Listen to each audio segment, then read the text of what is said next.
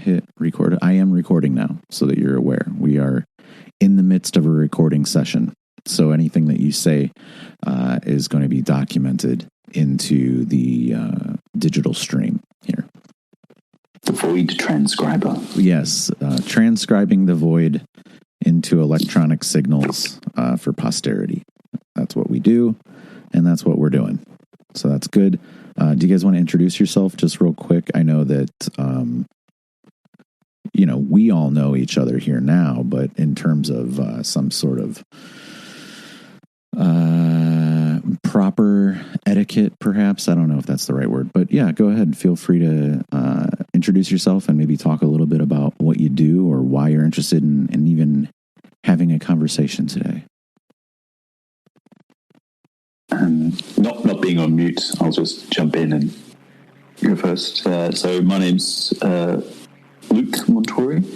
I'm a psychometrician by trade. So I make psychometric assessments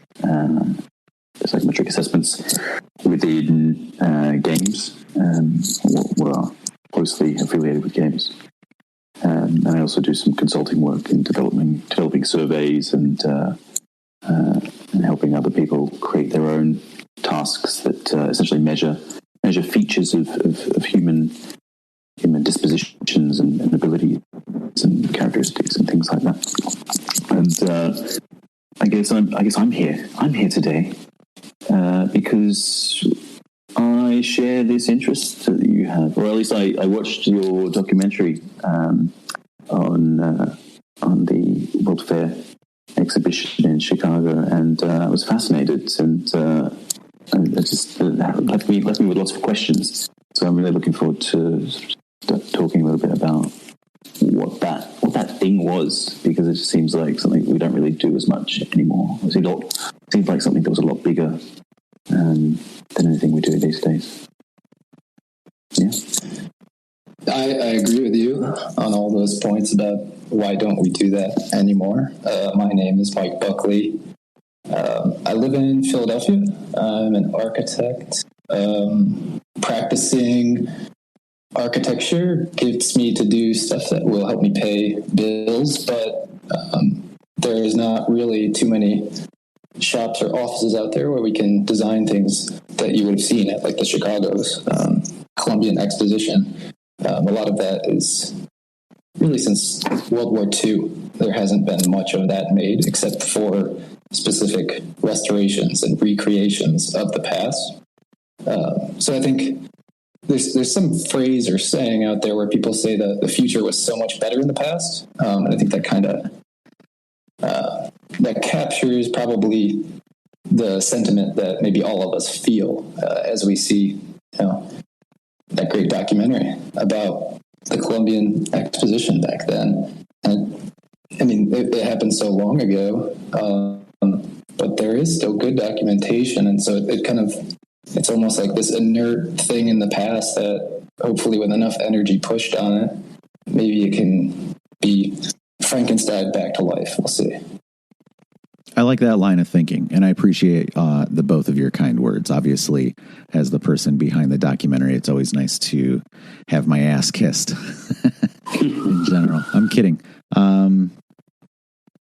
The thing about putting together something like that is just looking around, seeing what's available, seeing what you can work with, and then trying to flesh out some kind of narrative that connects with yourself first, and then hopefully other people are able to dial into resonant aspects of that. And that would be maybe where I would start with the conversation, as we now know your backgrounds.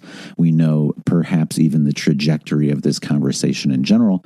What are the things that jumped out at you during the documentary or about that event? Maybe you've done some other research, you've found some things, you've looked at stuff, you've learned, you've connected dots. What are the important themes or notions you've extracted from your time looking into the topic? So I'm making huge assumptions going first here, so I apologize. It's all good. This is a free conversation. I think looking at the document, so I watched it and knowing that we would talk about it, I made sure to keep notes of all the little bits and pieces that sort of pulled on something inside of me. And there were two categories really of things that I found interesting. The small facts, little things like the fire management protocols, but then also strange facts like FDR built the chimney on the. I think it was FDR. No, Teddy Roosevelt. Teddy Roosevelt. Sorry, yeah. Built the chimney of the cabin on the island, and then the Liberty Bell March was created for the event, and as a sort of living in the UK and for being a long time Monty Python fan, yes. That's something that I was very familiar with, but it was quite a surprise, quite a coincidence to have it come up here. And so all those little smattering of factoids, and I found that really interesting, and just seeing sort of historical figures placed in an environment that was much more relatable. There are a bunch of scientists. I can't remember which ones, but maybe Edison. Was Edison there? Edison, did have a presence in regards to the electricity. So he was bidding on lighting up the fair. He lost out to Tesla and Westinghouse. There's a great movie called The Current War with Benedict Cumberbatch's Edison. I don't remember the guy that plays Tesla, but he's very good as well. Highly recommend that movie. Have talked about it in the past as well too. So, I don't want to go too far down that particular, but I would say that if you want to see a well-produced, kind of fictionalized version of their competition in business, and particularly focused on lighting up the Columbian Exposition, they did a great job in that movie. I'll check it out. Sounds great. And I think the reason that particular sort of fact stood out was because it made it much more relatable. Like these are historical figures that I'm familiar with who were all at this kind of event that I can really picture myself at, or picture being in the modern age to some extent. But those are the small things. But the other category of things that I found interesting were the ways in which you spoke and the ways in which the exhibition itself related to sort of themes like identity and the relationship between creation and identity, design choice and identity, and national identity, and the attitudes that people seem to have. Like they went to sort of celebrate or celebrating creativity, I think, was something that was said at some point. And all of those themes I found to be the ones that resonated with me when I watched it. So, yeah. That kind of sparked up a recent thought and memory I had. I went and saw the latest Spider-Man movie, and in it, it's this whole like comic book world. So when you see the Statue of Liberty, it's been modified, and it has, I guess it's Captain America's shield, like kind of added onto it. And it kind of got me thinking, like, do countries gift monuments to each other anymore? And if they don't, why? And something that sort of connects this maybe back to just the idea of expositions in general. There wasn't a digital space where Apple could just talk to you about their new products and just blast it out on a broadcast. So people had to meet together and build things for like a long time and almost like celebrate in physical space these potentially new technologies that are really going to shape the world their kids will inhabit and their grandkids. And I guess we've probably all started to feel like we've rushed into the digital world because there's no choice but to do it. But there's things we've left behind. I think that a lot of these, like the stories and sort of the almost like handmade quality that the real world has, it seems like that hasn't yet translated into the digital world. I'm hoping there's, let's say like a little digital renaissance where we find ways to make it more personal. and not as just bitty. It seems very bitty in the digital world right now, and like pixel art is like the biggest thing in some spaces too. So I'm interested to like see and think about what can we do to get more texture in our lives. One of my gripes just on the architectural front is most new things that get built, whether they're very cool looking or not, they have these very long, flat surfaces, whether it's glass or metal generally. And when you see all the structures, which were temporary structures for the Columbian Exposition, I mean, all you get to see are exquisite details wherever you turn. I mean, your eye is kind of like delighted because it doesn't have to stop and rest somewhere or like kind of find something to latch on. There's just plenty for you to feast your eyes on. I wonder how that might connect. You said you do psychometry, I think is what the word is. Yes. So I wonder, do you sometimes, like, with that field of work, you get to look at the environment and the space someone may be in and start to determine the direct effects? Generally, we're mostly unaware of those effects. We need someone to research it, like you might. But are there things that you've noted, if you could compare and contrast, like a downtown business center that was all kind of built up in the last 40 years versus like a Gothic quarter in an old like Spanish city? Are there things you could kind of like weigh in on regarding that? London's a really good example of a city that just takes a bit of everything. So you have all the old buildings, and just wherever there's space, it doesn't matter what they have to do, they will accommodate new buildings that are all glass and metal, as you've highlighted. And then you'll see these incredibly old buildings that then sort of burst out a skyscraper from the ceiling. And it's impressive in some sense, but the contrast is impressive, but it also does feel sterile, and it does feel like there is almost it's less of a relationship between you and the buildings that you're looking at. And I feel like there's a sense in which there's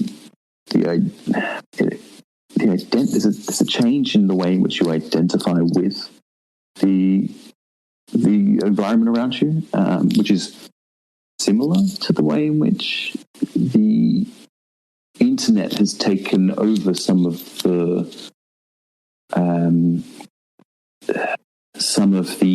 roles that the Columbian exhibition did. I don't know if that's a bit of a stretch, but does that feel like it makes sense to you? Yeah, definitely. The word identity, I think, is a great one. I actually came across a quote while writing a blog, and it was from Louis Sullivan, who, if you're into architecture, and maybe in the US you might know of him, otherwise you also might not. But he was a great architect, sort of like people may call him like the father of the skyscraper. That wouldn't be the big glass tower like the Shard or something like that, but things that are more 10-story and they're very ornate and have a lot of terracotta on it. But he said 19th century skyscraper. Exactly. And he's who Frank Lloyd Wright really learned from. But he has a quote that says, "The building's identity resided in the ornament." And I hadn't seen that quote ever till, I guess, like 2 to 3 months ago. And if you think of the term facade, right, that means the face of the building. That's the thing you see as you're going by. So I think in some simplistic sense, even just like linguistically, like buildings we're making now are almost like these big blank faces. And it'd be pretty disturbing if you're, going along and you assume all people have 2 eyes and 1 nose and 1 mouth, like on the whole. But you see someone that's got like 8 eyes all of a sudden and no mouth. Like that'd be really jarring. And I think in some lower level capacity, that's maybe happening for people, and they're not necessarily understanding it's happening. But when they're walking through these very disconnected and incoherent like assemblies of buildings in like a downtown London that has a lot of intervention right now with new buildings, I mean, there's a preponderance of incoherence in that kind of setting versus, let's say, you're in Venice. Everything is quite old, and a lot of it's falling apart, but a lot of it's been maintained, and it's got this coherence. It's almost like a snapshot into a mercantile city from when was it big? I don't know, the 13th century, 14th century. But that seems to be something that is captured well in an exposition where there's some master planner or architect behind this whole thing. So they kind of, their hand gets to comb over most of what's going on. There's a bit of a theme, but there's sort of variety within that. I'm going to jump in here and say a little bit about something that I think you guys are close to, and maybe not explicitly making this connection, but it's something that I've gleaned out of what you're talking about. And it's this being, architecture has been this platform, a canvas for visual storytelling, right? And we've been able to encode values into not only the design in very primitive terms, but specifically,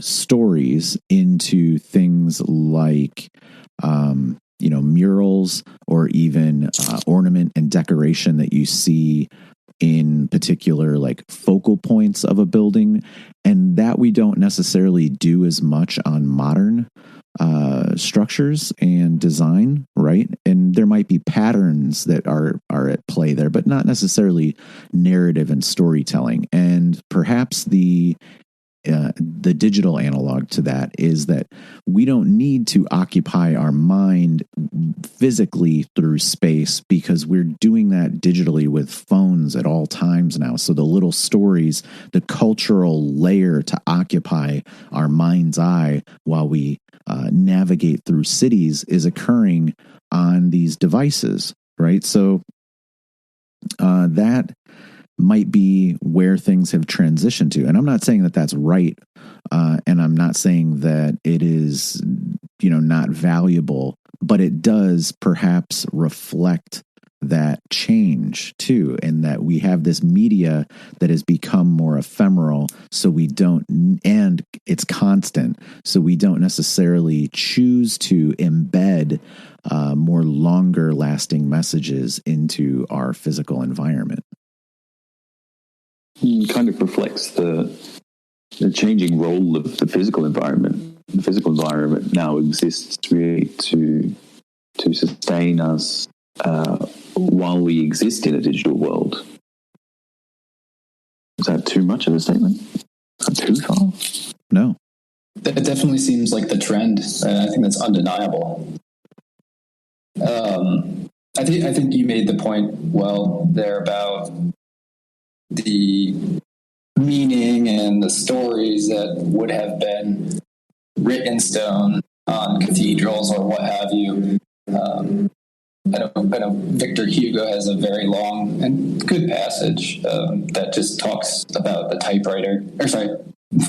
the printing press. Talks about that, and he talks about how that kind of took the necessity to put stories on buildings in sort of permanent-ish format, and now you can print them, and a lot of people can get them, and a lot of people can read them. And I guess we've seen that whole Gutenberg revolution kind of occur, and now what is McLuhan's phrase, like, we're a global village, but it seems to be pretty noisy, and it seems to be very digital.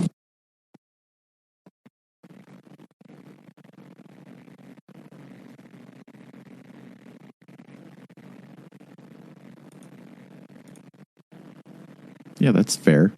You guys still live? Do I still have you? Yeah. Cool. Yeah, no, I'm thinking. Oh yeah, no, you're allowed to think. As a matter of fact, encouraged to. Thank you. It's a rarity. Well, you don't need my permission. Let's see what else. Where else could we go in terms of maybe some of the stuff that you guys saw or that you liked, or how would you?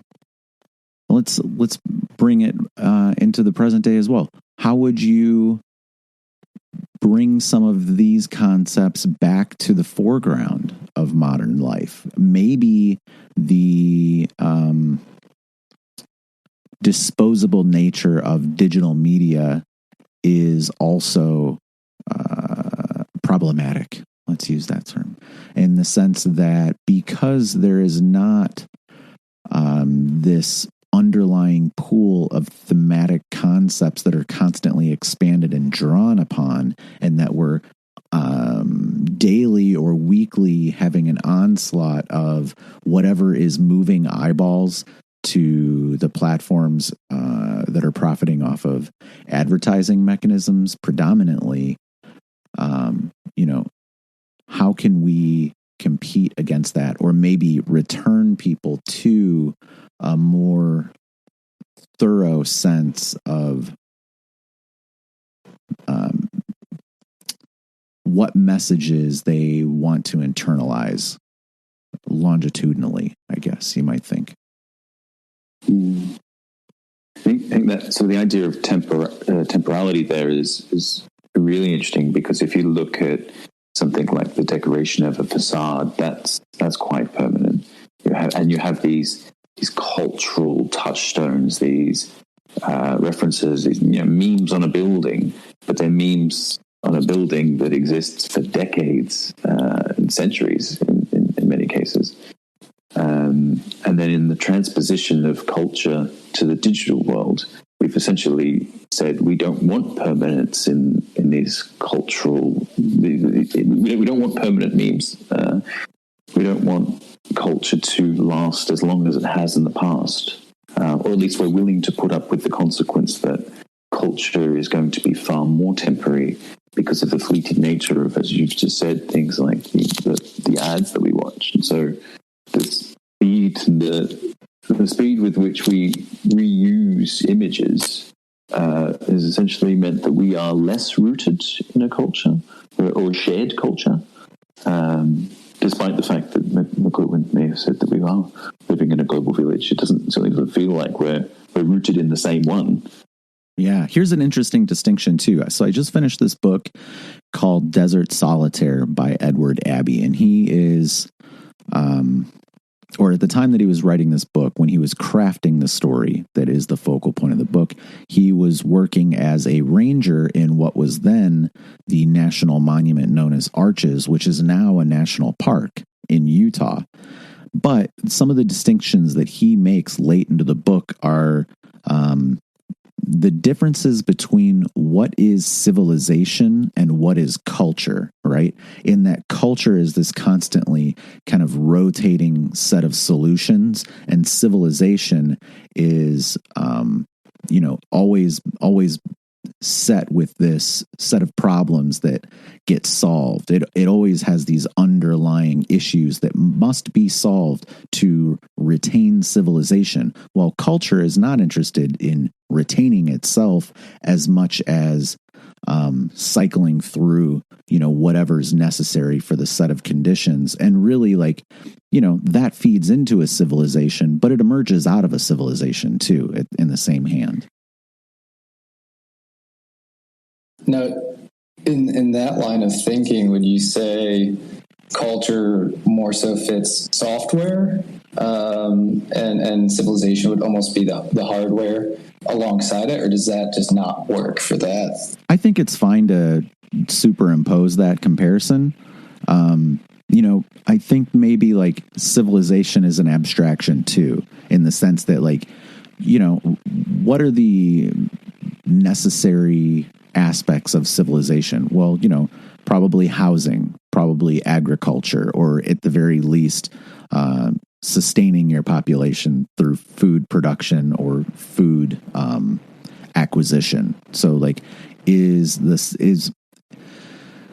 a hunter-gatherer society, is that a civilization? Well, I guess if like it is able to sustain itself for a very long period of time, then perhaps it is. They have structures, they have culture that emerges outside of the way. Let me say, they have culture that emerges alongside the way that they exist, right? And not necessarily every single hunter-gatherer society has the same culture, but that doesn't necessarily mean that hunter-gatherer society doesn't have root civilization themes, right? That they're always looking to engage with, regardless of where on the earth they find themselves. Right, and they're less prone. A hunter-gatherer society is far less prone to leave a high degree of like artifacts or records for us to really even dig into. So there's an archaeology problem there too, just trying to piece them into each other. But I guess you would definitely have to say there's some civilization in both, and maybe it's different degrees.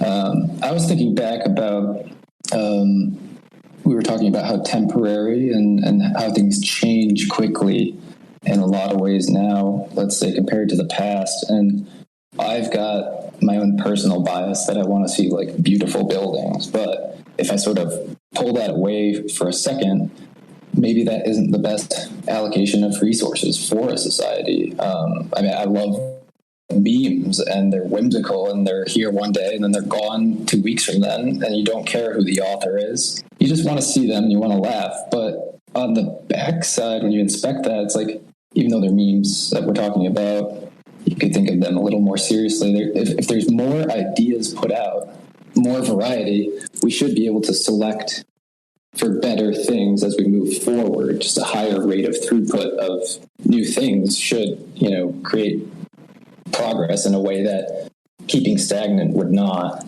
or trying to return in some way to like tradition only. There's definitely faults in that mindset, and I don't know what the happy medium would be. I think the interesting thing is, and it ties into some stuff that I know you're working on. I don't know if you want to talk more about it, but like, are there ways we can make these like digital expositions and have them be in like a place, and maybe they evoke the past, or maybe they inspire the future? But maybe that's a better way to allocate resources in a world where there is an internet. And maybe I've kind of gotten caught up in the romanticism of beautiful cathedrals and other things along those lines. If I can just pick up on something that you said at the very beginning of that, it was about the wastefulness almost, or whether it was worth it or a waste of resources to kind of spend a lot of time on the ornate. I'm paraphrasing, so please correct me if I'm going way off mark. But it seems to me that there's something there about the distinction between sort of civilization and a civilization that sort of decorates its buildings, and one that doesn't. And it's that it sees it as worthwhile to engage in that kind of behavior, to decorate, to record its values, its purposes, its history, and to record them everywhere it can. And it might be too much to say, but it seems like almost that would be almost a defining feature of civilization, to say that a civilization is the kind of thing that seeks to record its presence in that kind of way, or sees it as being worthwhile to record. But for what reason, perhaps we could get into later. I don't know. Does that jibe with what you were saying, or was that completely in contrast? No, I think that helped clarify some of what I was thinking. Kind of made me think of the whole Ozymandias thing too. What you think might be worthwhile in the moment. Time wins all battles. So it's almost, it is an interesting thing we humans sort of are caught up in, like leaving a mark, something that lasts longer than any single one of us would. I don't think that makes it fruitless or not worthwhile. But it's something that any given person could never really judge things that will happen in the future that when they're not here. But I mean, I know just anecdotally, I've really enjoyed being somewhere. Being from the U.S., oldest stuff in the U.S. is not really all that old. I haven't been to really ancient places, but I've been in Rome, and walking around, I get a lot of happiness to see like some sort of like manhole cover with SPQR on it. I'm like, wow, that is from so far back. Like I saw stuff like that in a textbook, but I didn't see it. Like I didn't touch it. I didn't like drink water out of a water fountain from the Romans. And then when you go there, you actually can do that. And it's a very strange moment where you're almost actually having dialogue with something that's calcified and crystallized, and it's a memory that's still here in physical space. I really appreciate that experience. I don't think we're, if we could fast forward 500 years and look at New York City, I don't think it's going to just be gone. But maybe there aren't the same hand-felt touches with, I don't even know what the manhole covers would say in New York City, or if I would care about that in 500 years when I'm walking around. But I don't know. It's hard to weigh in on some of these questions that are generally quite big and extend beyond us.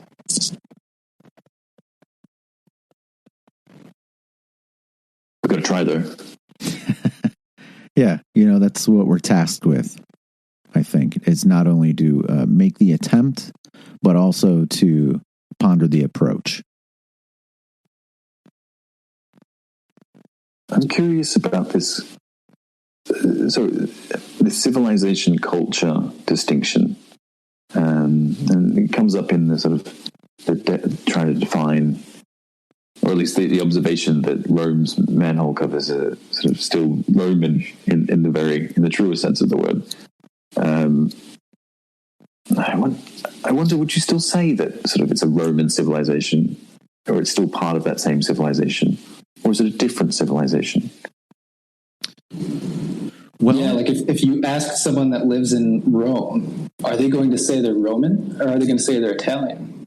Well, that's another layer, right? You could be simultaneously both of those things, perhaps. Well, and we in the U.S. we get a lot of that, generally not as clear cut. But at this point, I mean, I kind of know where my dad's side and my mom's side, I kind of know the general whereabouts they came from, but I don't necessarily consider myself. My heritage it's known, but it's not that there's a ton of traditions that came over. So in some ways I feel American, mostly American. And then sometimes like, I guess, in some ways I'm Irish, or in some ways I'm Italian, but I'm not that much of any of those things. I'm just kind of someone that was born in the U.S. Yeah, that might be a distinctly modern thing, right? Where your nationality is not necessarily, it doesn't necessarily have a lot of overlap with your heritage or your ethnicity. And like, there are obviously groups here in the U.S. that do retain those things, but there are lots that got left behind willfully, even in a lot of cases, or as a result of prejudice in other cases. So I think that if you want to reconnect with those things, it really is up to you to go and make those connections and keep whatever sense of the traditions that you you see inside of yourself, or that you enjoy fundamentally. Like if that's the thing, like you want to participate in any given components, like you cook a lot. Is Italian food worth taking a deep dive into for you? Well, maybe for lots of people it is, but there might even be some more underlying symbolic themes to dial into beyond just the food aspect. And that could be a psychometric thing as well as a cultural thing. And in that sense, maybe it is keeping a civilization alive. Here's an interesting thing that I kind of point out regularly. Like when we think about Italian food today, and this is very specific, when we think about Italian food today, we think about pastas with, to me, right, pastas with a tomato sauce. But neither of those two things existed in ancient Rome in terms of availability for them. We don't talk about, spaghetti and circuses. We talk about bread and circus. So they had neither tomatoes or noodles in ancient Rome.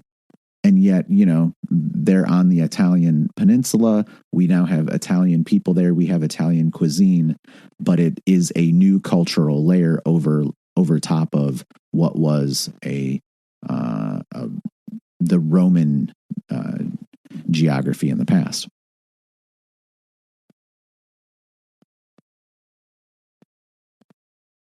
Yeah, that's absolutely right. We don't think of the big pottery and the vats they would use to make their, I can't remember the name. It's a fish soupy paste thing. No idea what the name is for that, but I've maybe it's like garum. Yeah, I know what you're talking about. And like, God, just thinking about that does not do my stomach any favors. But clearly, it probably was something that was very important and significant for them, that they could find fish and make them into this thing that really worked for them. The taste of it, I have no idea what it is, but it seems like it would be disgusting to me. And I have no idea. And there were it's like lost types, in the past. I think that they had different grades of that they made from different types of fish or through modifications of the process too. So it wasn't a one size fits all kind of scenario. There were discerning. I'm pretty sure that there were like discerning sort of quality levels that you would want. So Caesar would get one kind, or maybe none of them ever, and the gladiators might get another. Something that came to mind as we're talking about culture.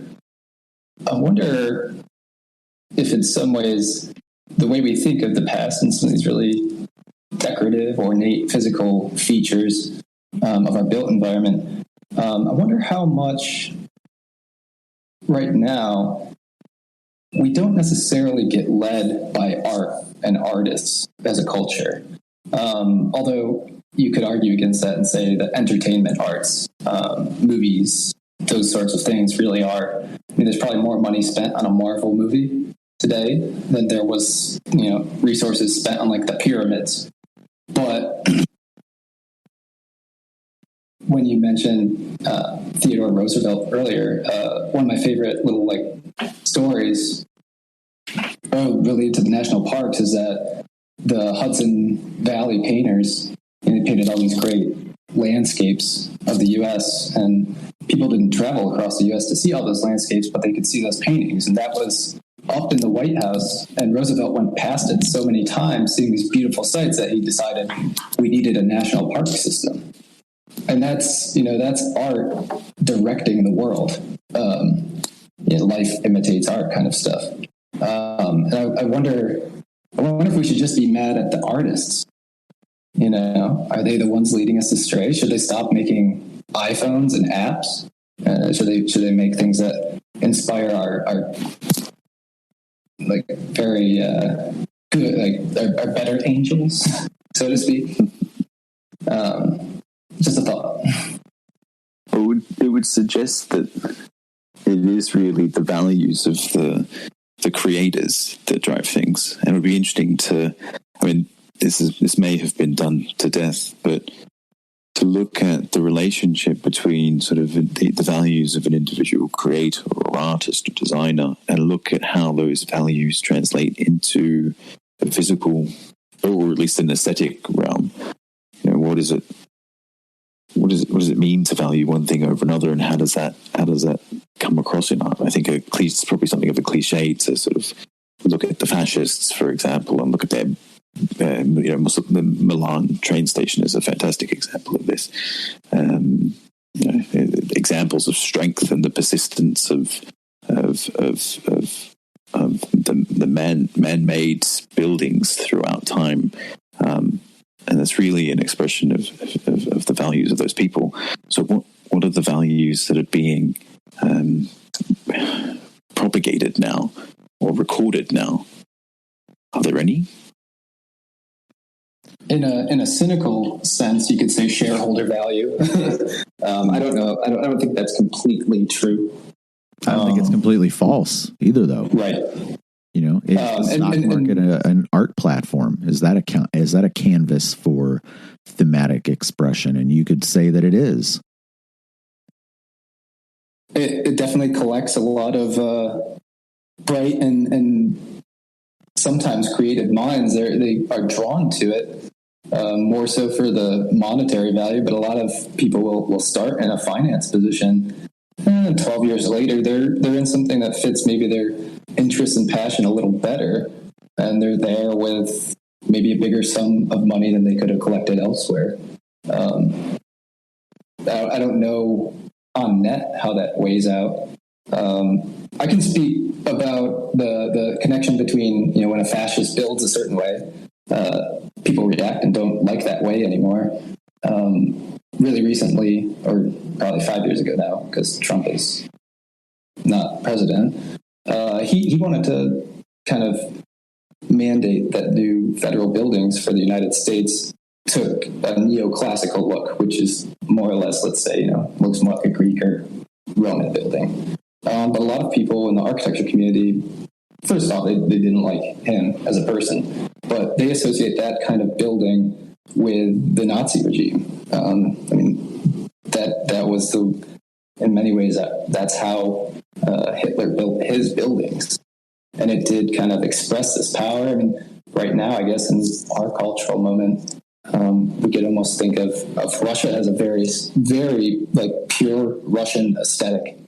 And when we think of that, I bet a lot of us, depending on our particular backgrounds and heritage, but our Western folks are probably going to be like, well, it looks great, I think, but there's something off-putting about this to me.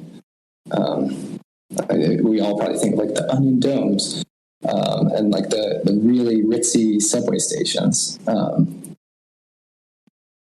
And we kind of put a value on that now. We say because of the people behind that, or at least the people in power behind that, how they relate to us, we now don't like that. We attach the maker to the thing that's made. It becomes contaminated or tainted by association. And that's a thing too with specifically, I would say, maybe the Mussolini regime, right, in Italy, where he was trying to adopt this posture, right, that harkened back to Rome, and it was superficial. There was nothing about him being a dictator or the fascist style of government that drives home classic Rome to modern Italian people. It was just him basically taking some memes and putting them out there and just kind of pumping them into the populace for a number of years. And I think that when you have people that are frantic for one reason or another, they are perhaps more likely to jump from one set of ideas to another, looking for some solution, at the cultural level that seems to insist that it will retain civilization at the human levels, right? And obviously, we know that didn't necessarily play out the way he wanted. Right. Suggested that he wanted. When you go back a little further in time, you could almost see that pendulum was on the opposite end. The U.S. Capitol building is made to look like it's Roman because we attach this very like positive value to the Roman world, which is probably historically inaccurate unless you were a Roman and the right kind of Roman. You probably didn't like the Romans back. But we use these stories and we tell ourselves stories, and as long as they're kind of lining up the way we want, it does provide us with well-being. But it seems like this process of inversion has happened to buildings, especially in relation to World War II. The things we built to make our capital look how it is, that is now tainted. And maybe it'll flip back again someday. Who knows? Or maybe there's a new thing for us to start to search out and explore in terms of the patterns that give meaning to objects and spaces that we inhabit. And there's other things too. Sometimes it's just an event that changes a space. We don't think of Tiananmen Square the way we did before Tiananmen Square happened. But that event is completely, you can't disentangle it from that place. I kind of have to, I'm thinking about your comments about us sort of reaching out and exploring new concepts and designs. I can't help but see both Mussolini and sort of the Capitol building in the US being examples of that. And people reaching for stories that they can almost base a new civilization on, which would then kind of support this idea that's coming up that civilization is, or maybe a civilization is based on a myth. We kind of have to look for those myths and recombine them in ways that work for us in the world that we live. And if we're lucky, if we happen to be if we happen to have bought a winner, then perhaps our story, our myth, will end up being the civilizational one, as opposed to Mussolini, who didn't work out. So let's say this: what if you have the ability to encode not only the positive aspects of culture, right, into your civilization, but also the folly, right? Isn't it important to remember when individuals or groups of people kind of went astray utilizing these concepts? That doesn't mean that not concepts, but these collections of imagery or cultural capital in a way that they have applied this stuff improperly or with devastating effect, and that we should remember that right alongside the more positive idealistic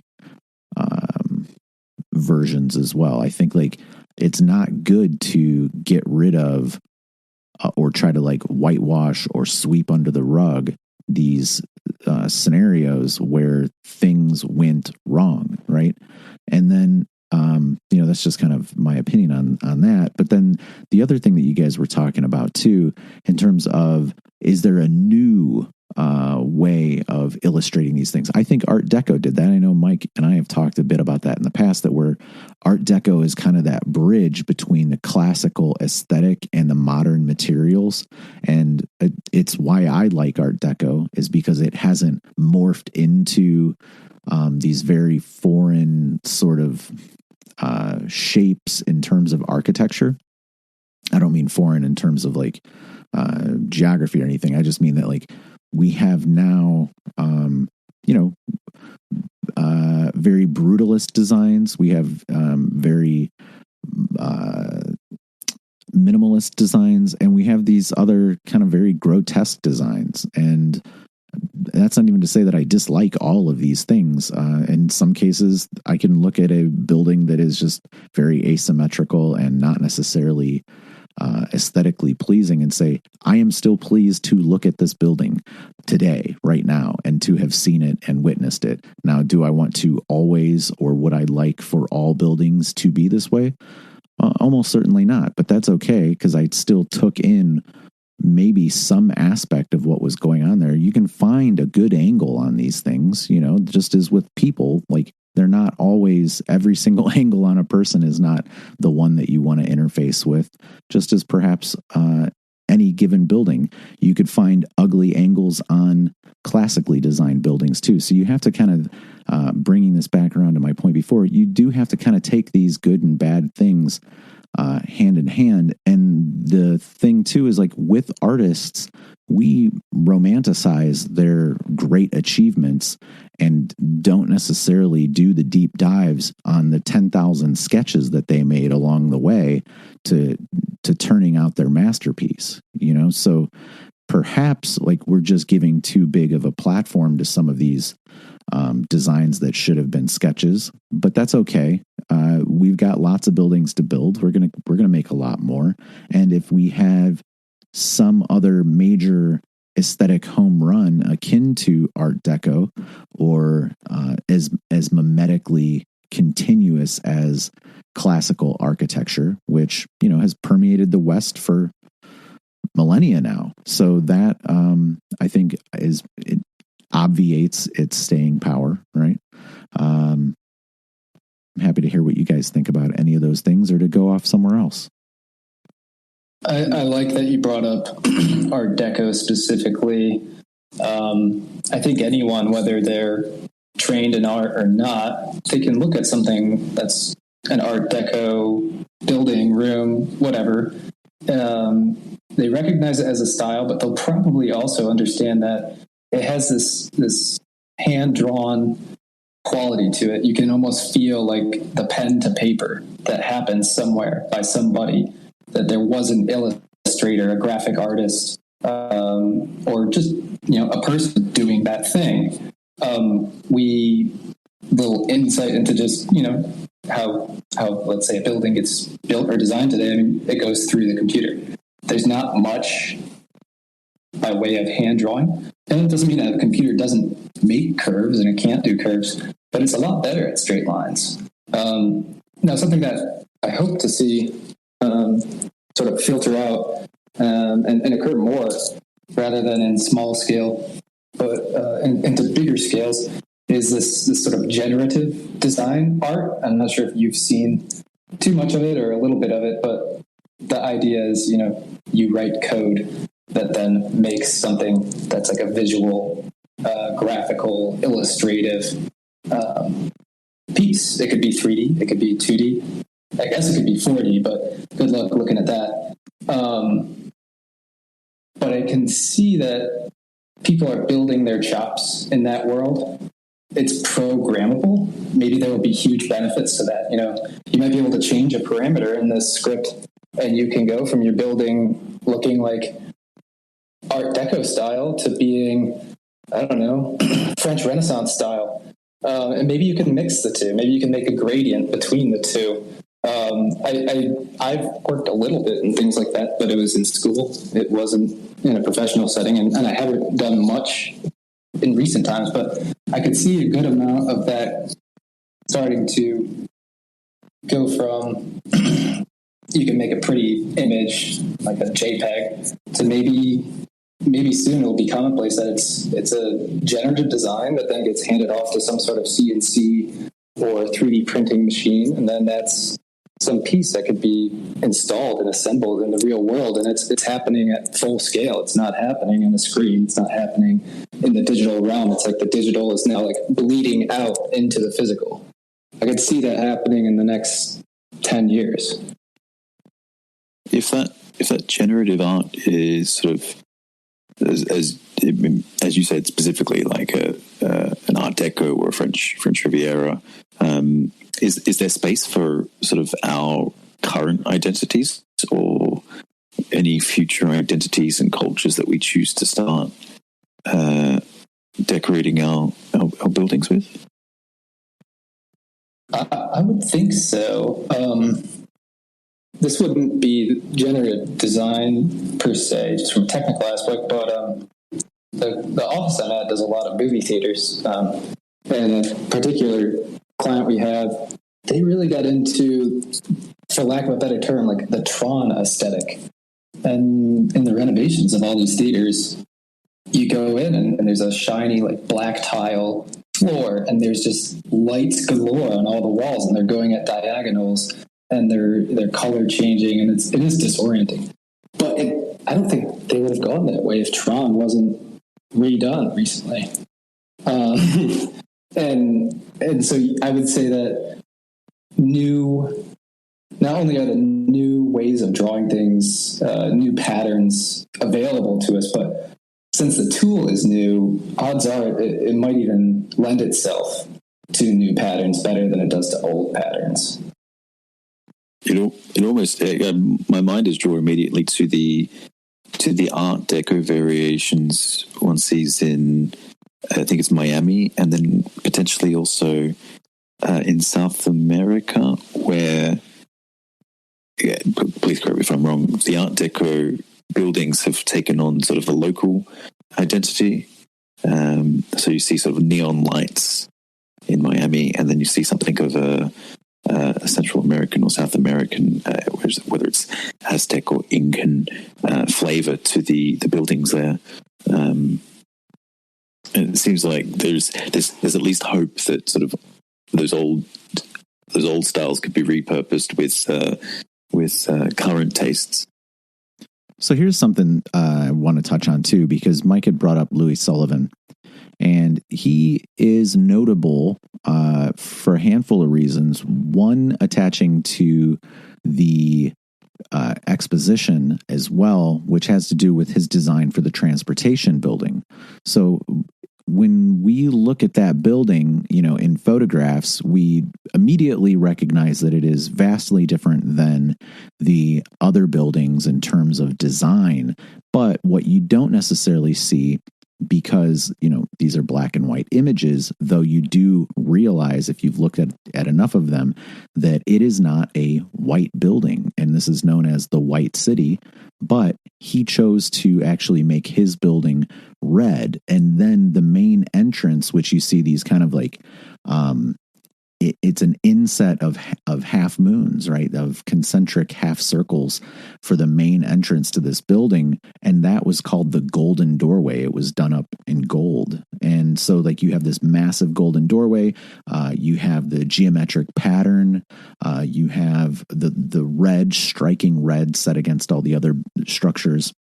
But it kind of, in a way, presupposes some of the design aesthetic that you see finally emerge with Art Deco, right? Where there are these geometric repeating patterns, insets into things, reduced ornamentation, but just as much ornamentation, though perhaps not as dense. And a lot of that ornamentation was not necessarily pictorial.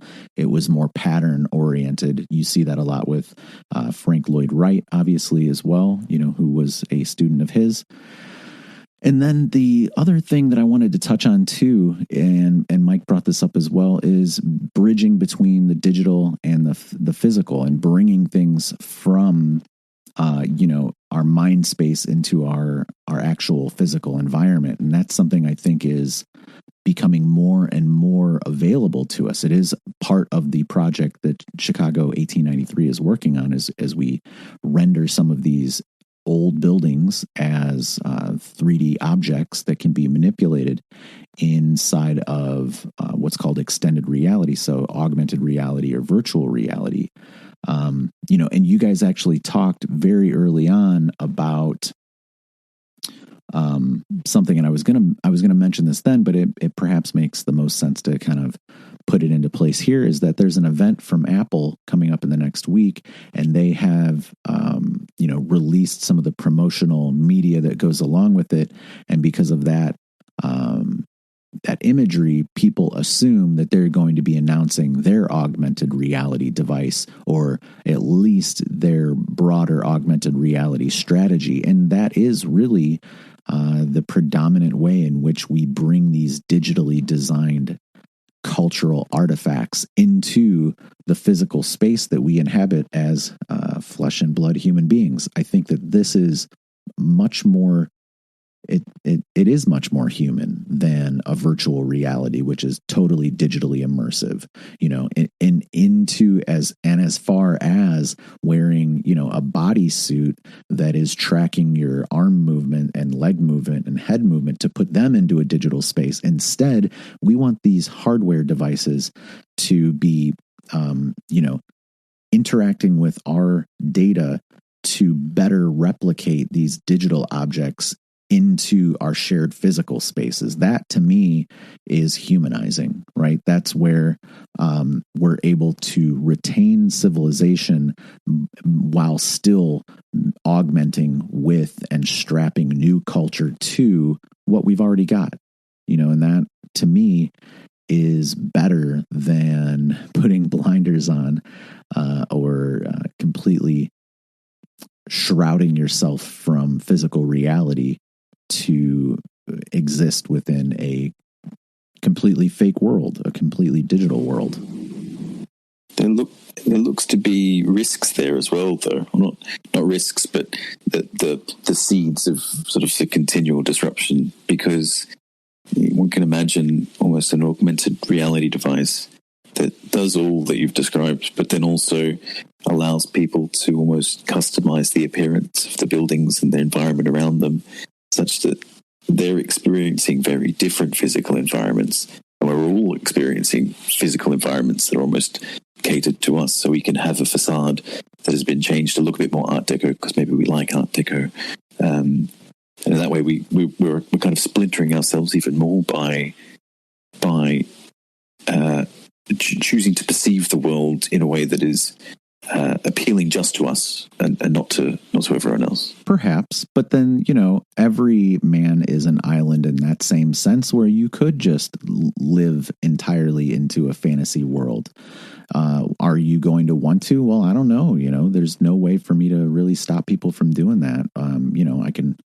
I can proselytize about it and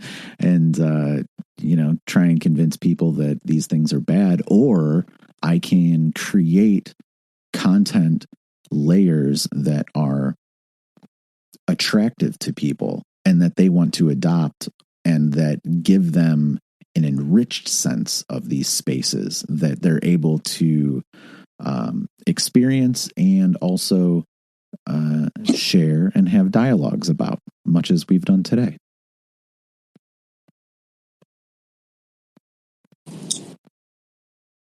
I think the part you were harping on about bridging digital and physical worlds, it makes me think that maybe, not sure if you're familiar with I suppose it's an essay by Walter Benjamin, which I think if you're intellectual, you say like Walter Benjamin. I don't know how to do French. But his essay was about art in the age of mechanical reproduction, sort of like the lost handmade personal quality that comes about when things can just get recreated, a lot of times without loss in fidelity. Maybe bridging the digital and the physical, there's probably something easier when you're working in something that's iterative and digital than iterative and physical. There's lower cost to doing a drawing with your pencil, your Apple Pencil, than there is to going out and getting your pastels and the right watercolor paper and getting your easel set up just right. I mean, you can just get to it. And I do know, though I'm not experienced with these, that some of the algorithms and other pieces of code that are used to generate art, many of them are evolutionary algorithms, and so it's some sort of loop that is running, and it runs iterations, and through those iterations you get to select for certain parameters. So let's say if you start with something and you run it 100 times, and then you start with the same thing and you run it 10,000 times, you're going to get a pretty big variety in the output from the one that went 100 and the one that went 10,000. And so maybe we can start to find this difference in repetition within the digital world, and also have the means to produce and sort of pull it in to our physical space. And maybe we'll find a lot of interesting stuff in that world.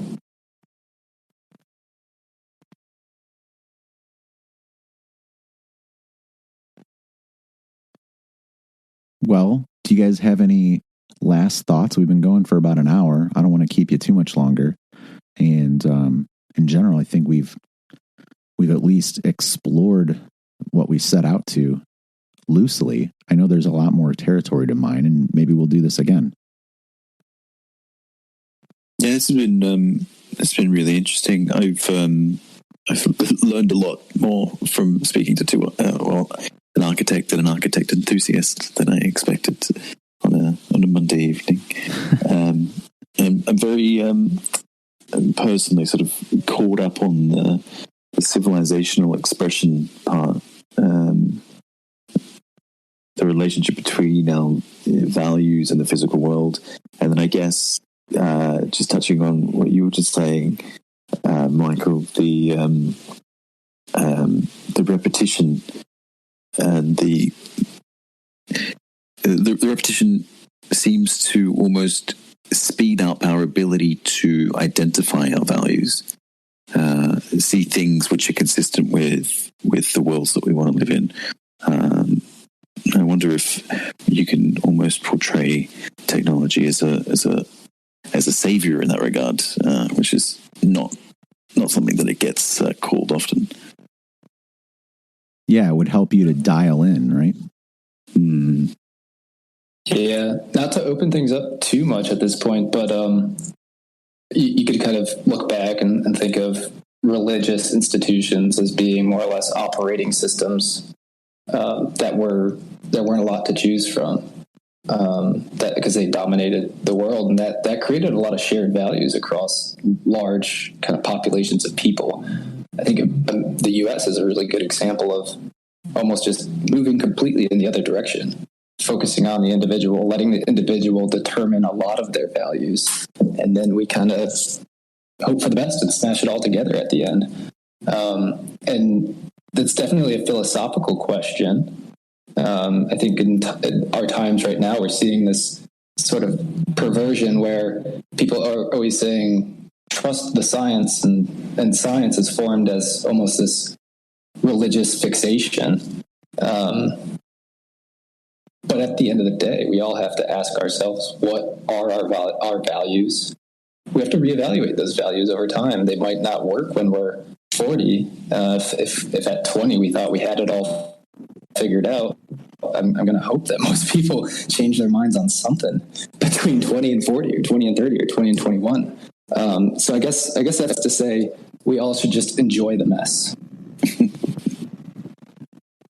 So here's one last thing that I would prompt you with, you guys, before we wrap this all up. And we don't maybe necessarily need an answer today, because I know that it is something that might emerge to you over time. If I could infuse a set of concepts or ideas or themes into the Chicago 1893 augmented reality experience or extended reality experiences, what would those things be? You know, obviously, classical architecture is going to be at the forefront of this, but that doesn't necessarily mean that I can't create narrative and attach it here as well. And obviously, you know, I have this book, I have this documentary, there is plenty of editorial, but maybe there's another session that we do where we kind of pick apart what is expressed there, the specifics, and look at lifting those things and preparing them for this feature, for this component of the project, so that it's continuously endorsing these ideas and bringing them to the forefront. Say there might be a guided or a tour guide, a digital tour guide inside of this space who gives additional insight or is voiced character that walks you along the path to see these buildings and kind of illustrates and points out particular things. That to me would be fantastic. I would appreciate it from you guys specifically, which is why we jumped in here to talk. But, it's not necessarily on it's not on my list of things that I'm going to be doing this month, but, perhaps before too long, it's something that I would like to try and tackle. So I'd be happy to source feedback on that from you guys. I would say yes. That sounds fair. That sounds exciting. I like buildings way more than most people, and I'm fine with them and just looking at them alone in like a static environment, like no people. But I think for almost all people, it's always about who's there, like what are they wearing, how do they walk, like all of those elements are really important in terms of bringing spaces alive. So I think that is a great idea that should be pursued. I'd echo all of that and just add not just what they're wearing and all of that, but why those choices and how those choices are still around us today and what relevance it has to us right now. Like how is that exhibition part of our story now? Yeah, absolutely. Those are the things that I kind of bookend the book and documentary with are my ideas about, how that event was the beginning of the 20th century, how having a massive project of that scale is good for the people within a society for them to focus on and work towards communally. And then I think that towards the very end of the documentary, at the least, I illustrate some of the foods that still exist today on the shelf of grocery stores that you can buy and eat that were either made available for or at the exposition that people 130 years ago were eating and drinking that is still available. And that is, that's very mimetically continuous. At any rate, guys, I do appreciate you taking the time today. And I thank you very much. Thank you. It's been fun. Yep. Thanks for having me. I really enjoyed it. Hopefully my audio wasn't too poor. No, you were good. Once we got you indoors, everything panned out.